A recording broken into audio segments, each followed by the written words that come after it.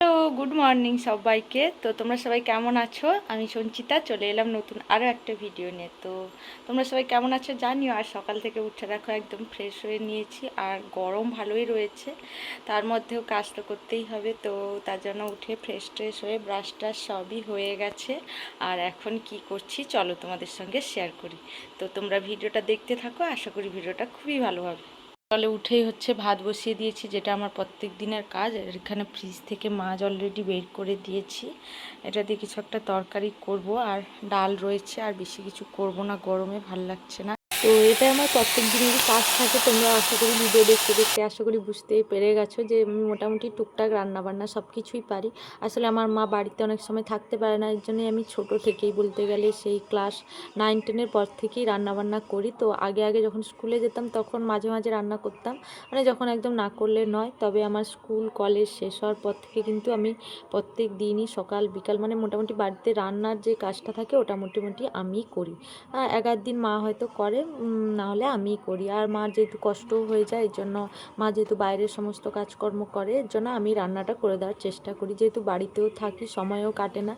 আর আমার মন খারাপ মন ভালো সব কিছুই এই একটাই সমাধান, রান্না করা। কারণ এটাই আমি করি সারাদিন। তো কাজের মধ্যে থাকলে যখন মন খারাপ বাড়ি থাকে তখন আর মনে হয় না, যদি রান্নাবান্না করে কিছুটা টাইম কাটিয়ে দিই তখন আমার মনটা এমনিই ভালো হয়ে যায়। আর আমার নাম তো তোমরা জানো, সঞ্চিতাকরণ। তো আমার বাড়ি হচ্ছে কাঁথি, পূর্ব মেদিনীপুরে। তো তোমরা কারা কারা কোথা থেকে আমার ভিডিওটা দেখছো অবশ্যই জানিও, আর আমার ভিডিওগুলো কেমন লাগছে সেটাও কিন্তু অবশ্যই জানাবে। তো যদি তোমরা এরকম ডেলি ব্লগ আরও দেখতে চাও তো অবশ্যই কমেন্ট করে জানিও, আমি চেষ্টা করব পার ডে ভিডিও দেওয়ার।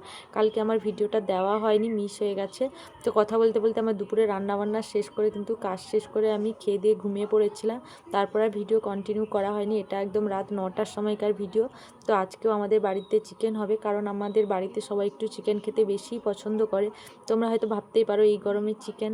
হ্যাঁ, আমাদের বাড়িতে একটু বেশি চিকেন হয়, আমি জানি। তো কী করবো বলো, বাড়ির মানুষ যেটা খেতে পছন্দ করে সেটা তো রান্না করতেই হবে। আর সত্যি বলতে বেশি রিচ করে যে রান্না করি চিকেনটা, যেহেতু প্রায় হয়তো অত বেশি রিচ করি না, হালকা পাতলা ঝোলের মধ্যে দিয়েই করি। মানে ওই কষা চিকেনটা করি না। তবে চিকেন কিন্তু কষাই খেতে ভালো লাগে, তবে এই গরমে একটু না খাওয়াই ভালো।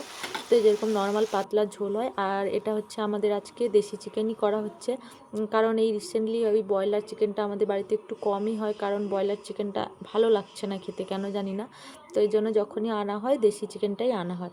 তো তোমরা কারা কারা দেশি চিকেন খেতে পছন্দ করো, নাকি কারা কারা আছো খাসি মাংস খেতে পছন্দ করো? অনেকেই খাসি মাংস খাও না জানি, তাই জিজ্ঞেস করলাম। তো এখানে দেখো তারপর মাংসটা কষিয়ে জল ঢেলে দিয়েছি। তো দেখেই বুঝতে পারছো অতটাও রিচ হয়নি। তারপর দেখে নিচ্ছি আলুটা সেদ্ধ হয়েছে কিনা।